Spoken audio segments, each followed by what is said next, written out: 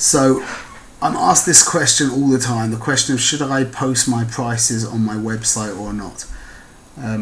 There's no right or wrong answer, but there is clear thinking and experience. I think the most important part of the puzzle in answering this question is to remember that your price and what you charge for your services is, in my opinion, the single most important aspect of your brand.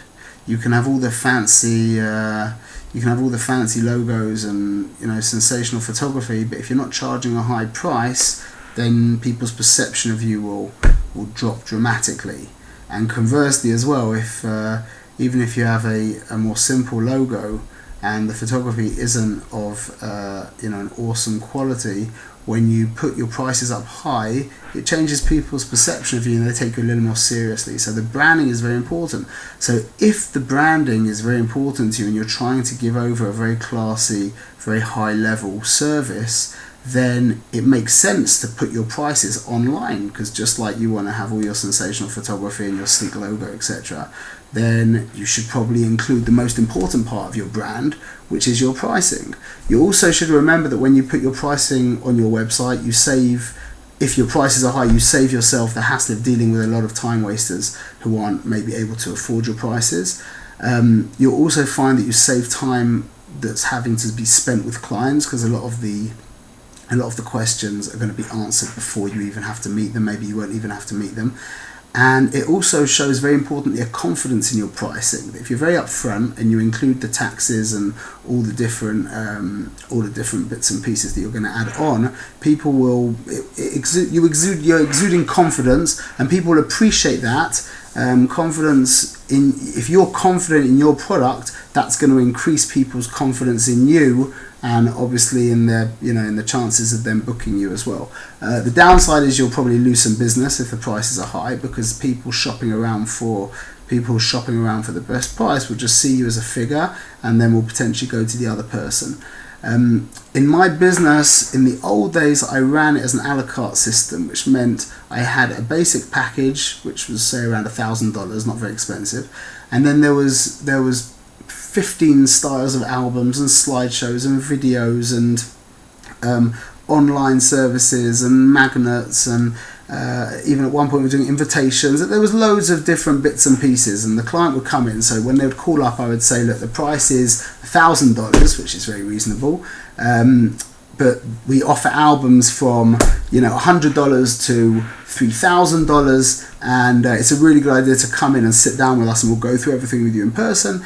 And we did that for many, many years, and we're very successful, because once the people come into your office, you have a nice office space, and you sit down and you show them some nice slideshows, and everything's nice, and you give them some tea and coffee and biscuits, and all the conversation flows and so on and so forth. You've got a good chance of closing with them. The other option that I'm enjoying right now, and when I say enjoying, I want to emphasize the enjoying part of it, is a very upfront 3-package system that you can see if you look on my website at diamondimagesphotography.com. You can see it for yourself. It's very clear there for everyone to see. That everything is very, very clear. I've gone down from around, say, 10 hours of meetings a week with numerous clients to about 3 to 4 hours a month. We are booking less weddings now, but the prices are much higher.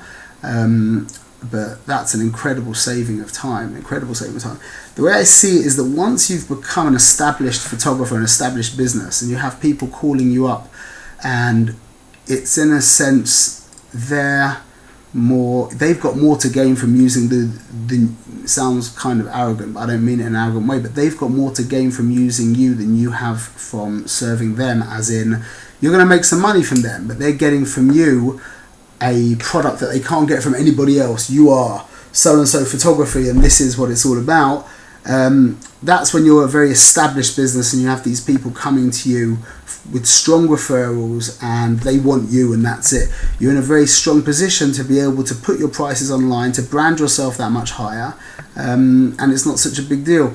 When you're a fledgling business at the beginning, and you don't have such a client base and people coming to you with such a desire to use your services, and in fact you're going to owe them more it's even in a sense worth paying them to take pictures at their wedding. Obviously, you're not going to do that, but each wedding is the experience and the potential client base, etc., etc. That they're doing you a favor. You should see it in that way.